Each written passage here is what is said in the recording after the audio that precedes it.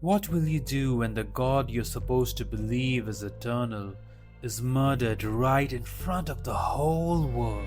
What happens when the sun of your planet is broken apart? When your heaven, hell, and your dreams are in danger of oblivion? Hamsa, please बताओ कि तुम जिंदा हो. Please कुछ बताओ मुझे. Sacrifice? Que no te vean, que has parado, por favor. 有一个谁在里面尖叫。 Starring Assis, Mary Paul, Apollo, and Jack as god killers. आसमान में एक लकीर. No, absolutamente no. 我们的视角跟随着一颗明亮的流星飞跃在夜空里。 And Aman, Arsene, Thomas, and Spectre as gods. What has fate planned that you dare to ruin? God Killer Kismet is an 8-part multilingual actual play using the God Killer RPG Ashcan by Connie Chung. All episodes contain burnt-in subtitles in English, streaming every other Sunday from the 3rd of August, 1 p.m. Eastern Time at Pantsless Tables, followed by video on demand 3 days later only on Aman HK's YouTube channel. We'll see you there, zealots! You're listening to a Tales Yet Told production. Viewer discretion is advised. Blood in the Snow is a horror actual play series using the game Hunt by Gila RPGs. The story is inspired by gothic tales of monster hunting and vampirism, so be wary and check the episode description for content warnings as well as a list of cast and crew.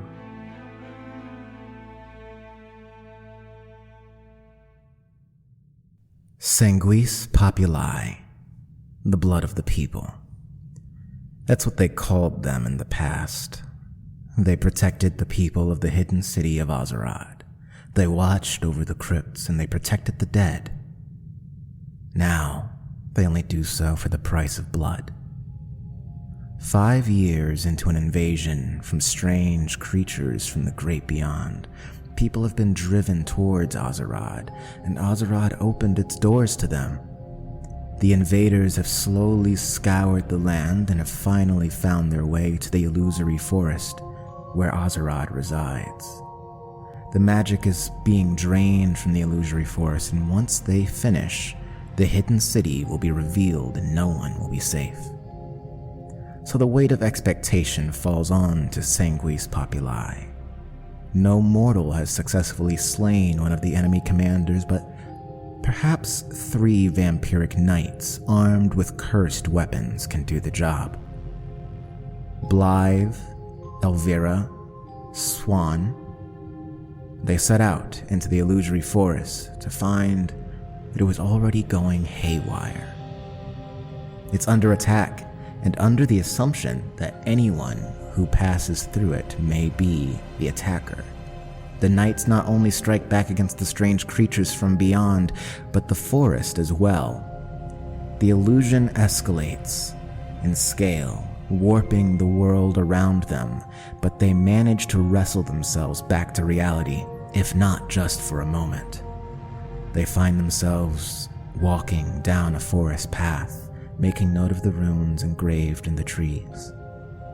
They're going straight to the heart of the forest. Sanguis Populi, are you ready to begin? Yes. Yes. Yes. All right. So, after your last scuffle with the forest's illusions, you've been granted some breathing room. The forest has been suspiciously quiet.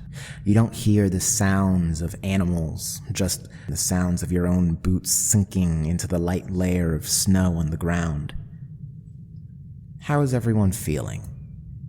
Keeping alert, for sure. Blythe is in a corner, still panting from exertion. We have not found the bodies yet. This is worrying. Yeah, you all did go through quite a bit earlier. The forest had chased you around. You were attacked by monsters. The world is warping around you, and while there's quiet now, yeah, it has been a bit tiring. And you're right, Elvira. You haven't seen any additional bodies since things calmed down.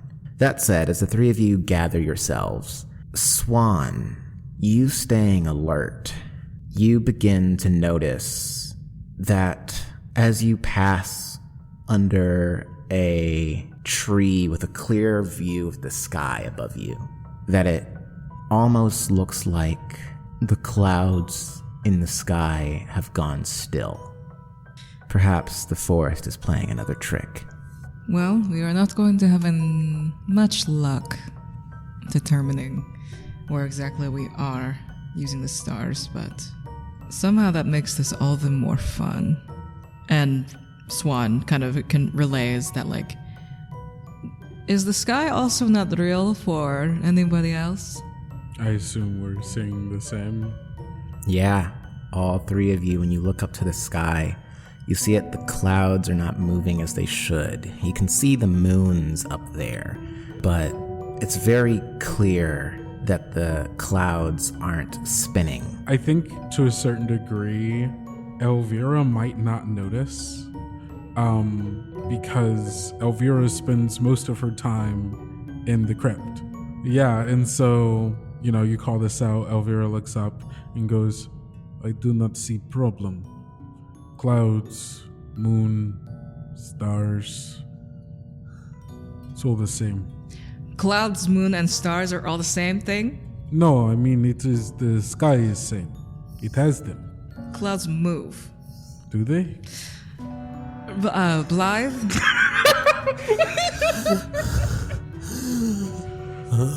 Oh, do you need assistance? No. No. Even if you were honest with yourself and needed assistance, I don't want to give it to you, so why don't we just continue on? Exactly. Is quite odd. The wind isn't moving. I'm going to take off one of my gauntlets just so I can have, more of a sense of, like, the physical space around me. You take off your gauntlet and hold out your now exposed hand out to the world around you. Blythe is correct. There isn't a breeze anymore. You could have sworn there was one. How long has it been like this? You're not quite sure. No one has been keeping count of how long we've been walking, have we? Something, Swan wants to think that she's above it, but also her perhaps most inherent enemy is the forest, according to the spear. And I think she's like, might as well attempt to figure out what's going on. I just kind of like wordlessly like stab my spear to the ground and start climbing a tree. Give me 1 second. You climb up the tree, grabbing onto branches and lifting yourself up. And as you go past the canopy itself and stick your head up past the trees, you actually feel the entire world shift immediately, wind blowing past your hair. And you can see that the moon has moved in the sky since you entered the forest in the first place by quite a fair bit, the largest moon, the closest one. And you get the impression that perhaps you've been at least walking for maybe 2 hours longer than you think. Fuck. I jump back down. There is indeed a sort of field. I can feel where the illusion stops and begins. So if we ever really need to know or understand how far we are in, we can get up in one of these trees. That being said, we've been here for much longer than we thought. So let's try to go a little bit faster. Disregarding Blythe fucking panting. Are we sure we are heading in the right direction? If illusion changes sky, it could also change our sense of north, or really anything. It could be turning us around and around and around, and we'd have no As way I of said, knowing. keep sharp. That doesn't really answer my question. Blythe walks to a tree and takes his gauntleted claws and marks one of the trees. See that? Keeping sharp, Elvira. Couldn't be okay. We are in Illusory Forest. Forest could cover up Mark. Or at least I'm trying. I'm trying. I'm trying to have discussion. I asked a question and then all I got in return, I don't. You know what? I cannot. Look, I already feel like I'm at disadvantage here. It did feel quite hard to fly without the air. So, hopefully, we leave whatever this illusion is and I can be more of use. Do you need to sit down for a second? I need to feed. We do not have time to do that. Oh, look, well, I mean, of course we do not have time, but we still do not know if we are going in the right direction. So we might as well take some time to make sure that we are doing what is right. And if, he gets some time to... The sooner we find this beast, the sooner we can get to feed. I agree. We still have no way of... Swan just starts walking. I'm going to stand here. And I'm going to see if when they walk, if they wrap back around to me. I'll wait. I'll sit here and I'll count for 30 minutes. Okay. And if it seems like, they're going, then I'll jog to catch up with them. But I kind of want to see if they just wrap back around. Have we all tested the metal of our fellow knights? Is that something that you said? None of you have done that yet. But okay. Did we have a completed quest? You completed desecrating the forest. I do. Got it. Okay. So I think that feels like maybe you're testing our metal. Yeah. I'm trying to see if the forest is twisting our path and just making us walk in circles. Are you communicating that? I don't think that Swan's going to listen. Swan just walked off, so no. If I will, but if you're still here, then I'll go. Yeah. Let us stay here and wait. If she winds up back here again, it means that we do not know where we are going.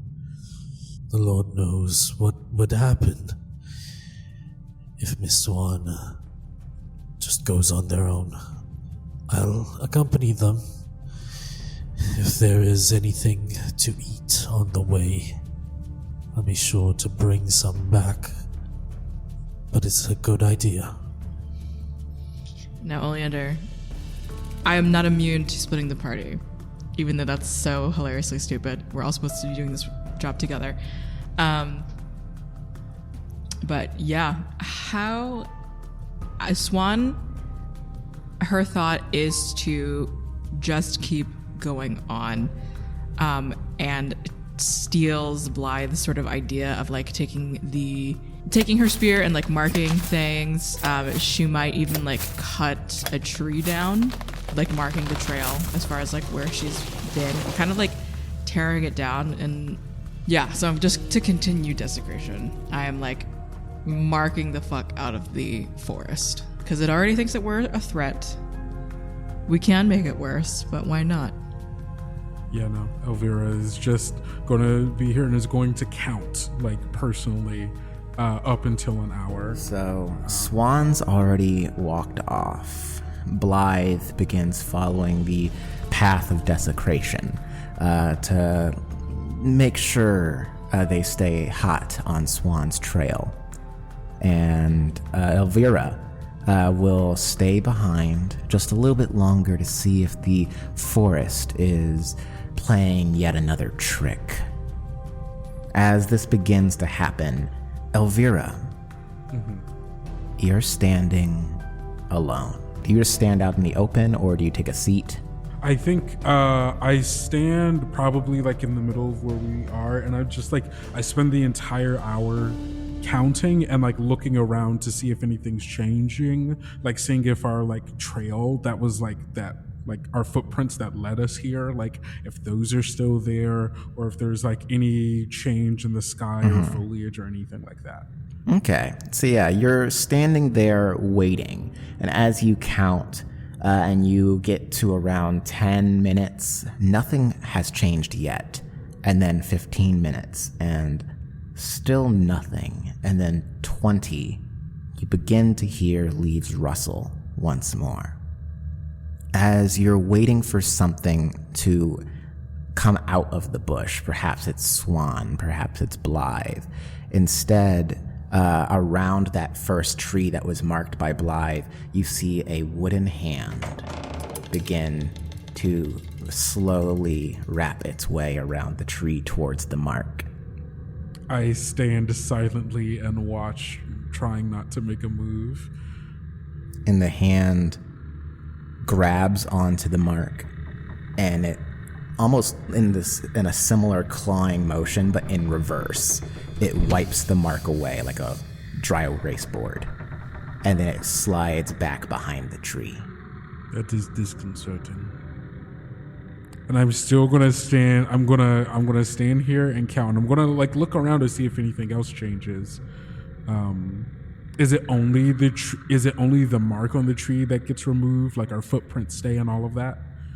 As you take a look down at the ground and watch in the snow where your feet have been before, you do notice down the path in the brush that you've already come from, you do see that the footprints furthest away have already been wiped away. And the ones closest to you are beginning to fill in, but slowly. Something is obscuring where we have been. Time will tell if it is also obscuring where we try to go. And I think Elvira sits down where they were standing in the snow and is going to wait the rest of the hour to see if indeed they do end up wrapping back around or not. All right. And let's jump over to Swan. Swan, you've been going around knocking down these trees, clawing things with your spear. And Blythe is not too far behind you, seeing this path of destruction. And as you move along, you eventually get to the point where you feel like you're starting to see something new again. However, Blythe, with how far you've been trailing behind Swan, you actually see one of these trees that Swan had taken down, that as you pass by it, you hear the sound of wood creak. And when you turn back and you look around, you see that the tree seems to be standing vertically again. Hey, it's your host with the most love for butter toast, Lil Harry from 2048 AM, Voices in the Wood. Stopping by real quick to do an ad read, because, it costs money to keep the lights on in the studio. I was getting to it, Reggie. Okay, don't worry about him. He's just so excited because Hero Forge is announcing their 2025 Black Friday sale. When we're not infusing the airwaves with chill tunes and riveting conversation, me and the Wolfpack are actually playing a lot of Mazes and Monsters back at Donnie's place. The game just doesn't really feel the same without having a little guy there that I can pick up and move around. We all actually designed our characters on their website, and I chose to make my shapeshifter assassin, Zod. And because of the sale, from now until December 1st, we can get 20% off of the physical miniatures and accessories like color plastic miniatures for the table, acrylic keychains for when we're out at the mall or something. Let's see. They also have 50% off of digital miniatures for virtual tabletops? What is... and STLs for home printing. You could do that? What? Hey, wait, Reggie, can we just print these at home? Do you have a printer that can do that? I don't know. Maybe... I don't know. Maybe we can do it too. I mean, it's 50% off, so why not try, I guess. Don't forget, the Hero Forge Black Friday sale ends December 1st, so do it! Do it now! If you want to know more, go to heroforge.com/sale to do just that. Reggie, I think it's probably time for a new caller. Put him on. Hey campers, have you heard of Season 5 of 5 Gems in a Trench Coat from Inside the Tent? You haven't? Well, let us tell you about it. A nice, green, natural regional park. This is Hidden Falls Regional Park. For our purposes, in our world, it's a bit larger than it actually is. It is the summer of 1983, and it is all of your first time getting to stay at Hidden Falls. We promise it's going to be a great time. It's going to be a story of 3 childhood friends going across the Americas in 1987 using Kids on Bikes 2nd edition. So grab a blanket, make some coffee. The first 3 episodes are available now, wherever you get your podcasts. I am going to take a beat and wait. As that tree rights itself, and you wait a beat in silence, you see a wooden figure down on all fours scurry past out the bushes towards another tree, and then you see that tree slowly begin to right itself. As soon as I see the wooden creature, I am going to use one of my approaches. I'm going to use haste. All right. And despite it being hard, I do a shallow flight and snatch it with my claws on my feet. All right. You snatch it as you land with that temporary flight and get a good grip on it. You're looking into the face of a dryad. I bring it up to the canopy. All right. You bring this dryad up to the canopy. They have a humanoid figure with a human-like face made of wood itself, and these black eyes with yellow dots directly into the center, staring back at you wide-eyed, almost with a sense of panic. You desecrate the forest. Do you know why we're here? I've seen it. You carry cursed weapons. Only to rid the forest of its curse.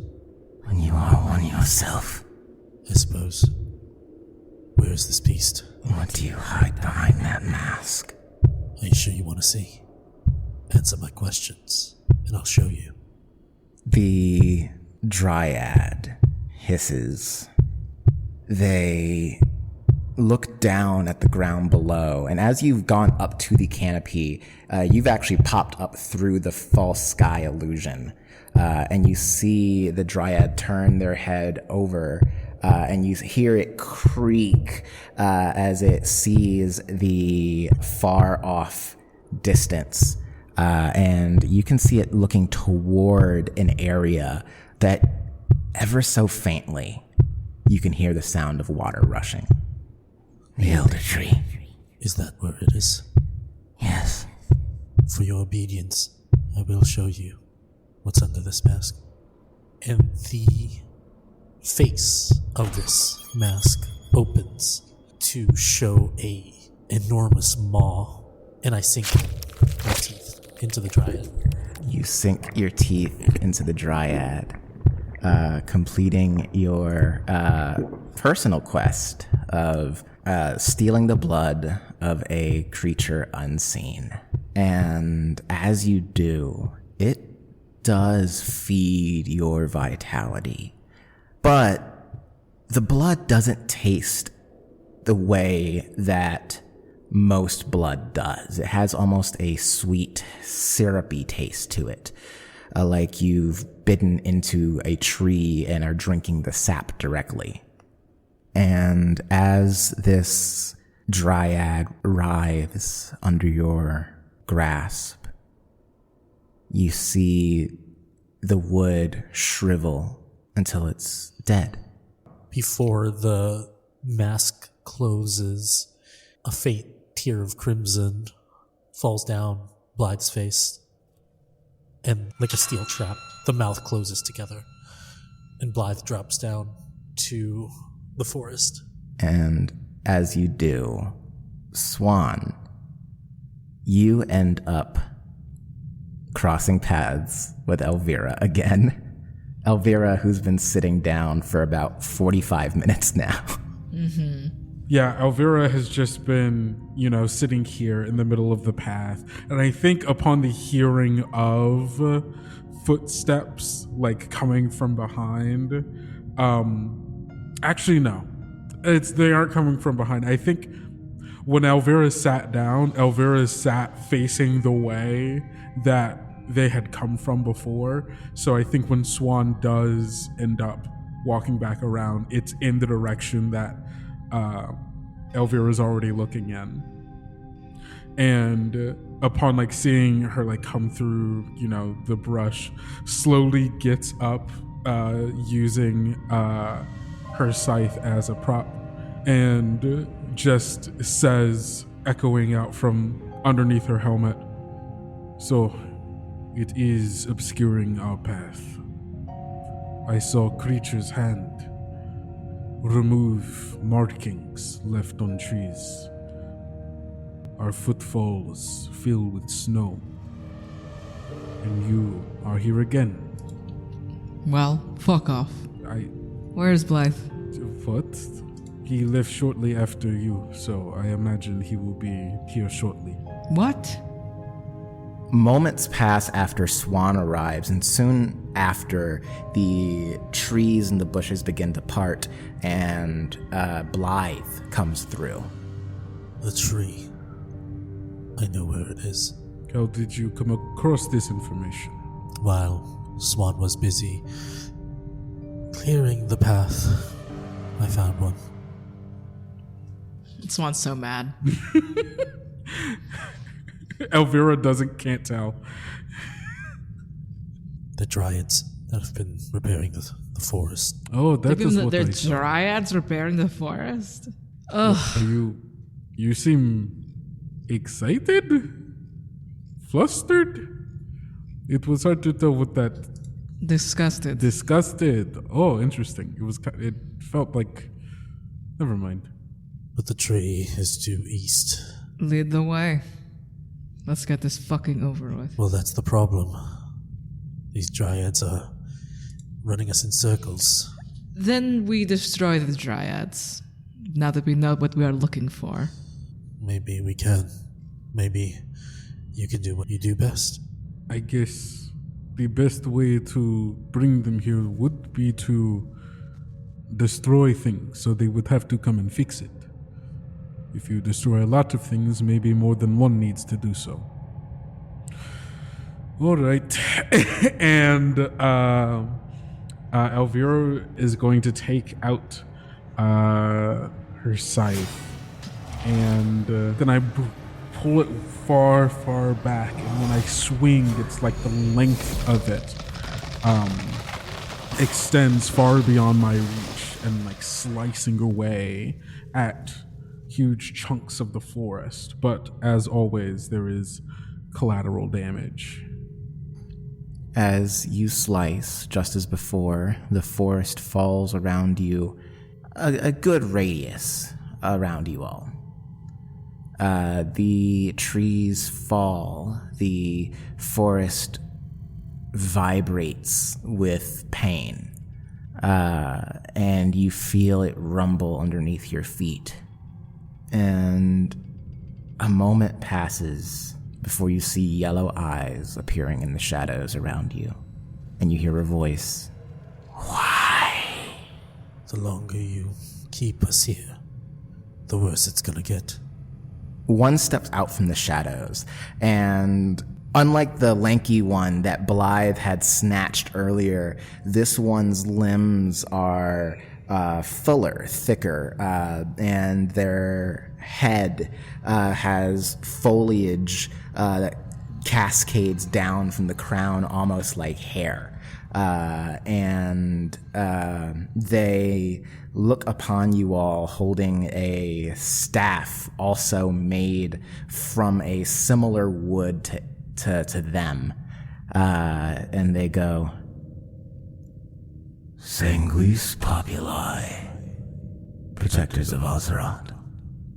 You destroy the forest. Why?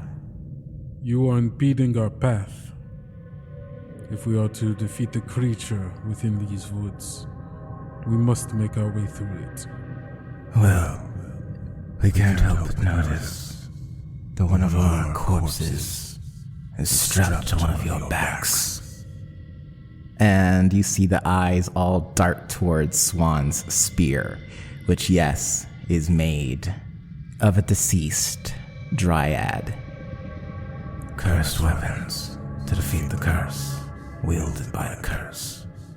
Do you do this for nobility or gratuity?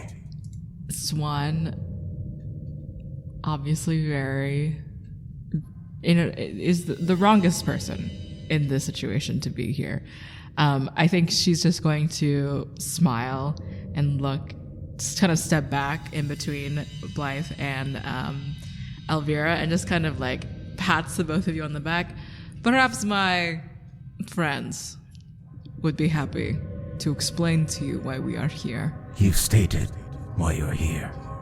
My question goes beyond this creature. You call yourselves protectors. We've heard the whispers on the wind. Blood of the people. We've never considered ourselves as protectors. We're here to just destroy the evil. This is our penance. Penance?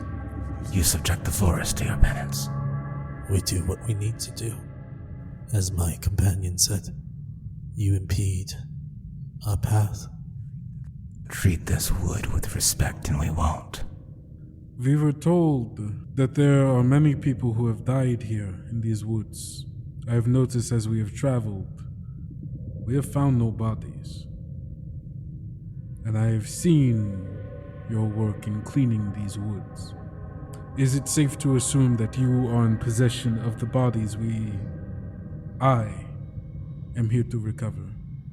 The bodies you seek have been claimed by the mycelium, claimed by the forest. Everyone dies, eventually. At least those that don't sustain themselves on the suffering of others. Are you telling me that there is no way for you to return these bodies to me? Yes. That is the truth. Everything shall be reclaimed by the world one day. So long as there's a world left. All I need are bones. Why do you search for these bones? Why do you protect these woods? Because this is my home.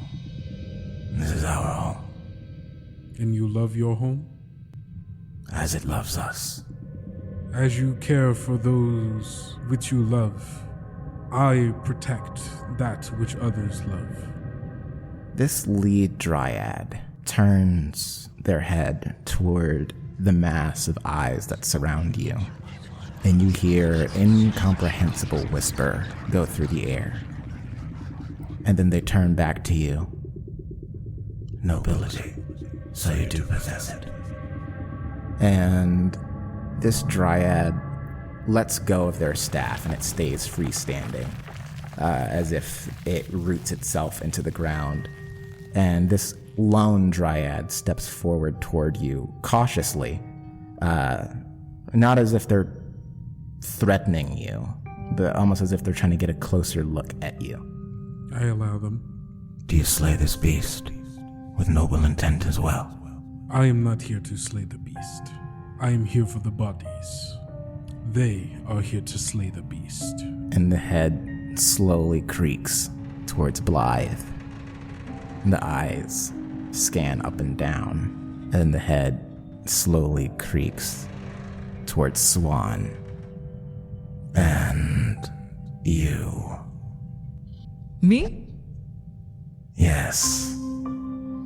Why do you do this? She very obnoxiously is just sort of like shrugging and like looking away and just sort of finds all of this inappropriately funny. With a shrug, she just sort of says, "Well, I was gifted with this responsibility when we were all born anew. Blythe might speak for himself, but we are protectors. We came into this place, and perhaps there was not much that we understood about an illusory forest filled with dryads. Our purposes might be dissimilar, incompatible, but that does not change the fact that we have a duty to the people who asked us to walk into the forest and to find bodies. Could we make a peaceful compromise of sorts? We just need bones, and perhaps back into the ground they will go. Just as you said, people die. Things die." Moved by duty. This dryad looks conflicted for just a moment, but then you hear the sound of a rattled exhale.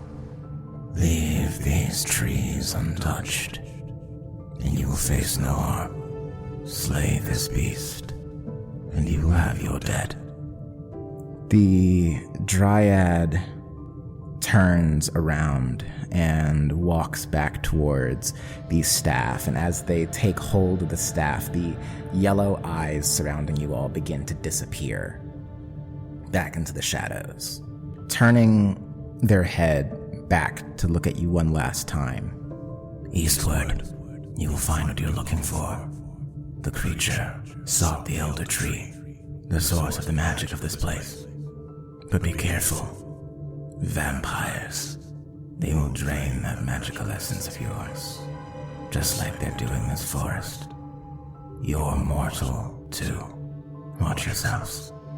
And at that, the dryad disappears off into the brush, leaving you all to the rest of your journey. Blood in the Snow features Oleander as Game Master, Kendrick as Elvira Jabril, Fabian Lillet as Blythe, and Josephine as Swan Arcadi, with editing and sound design by Oleander.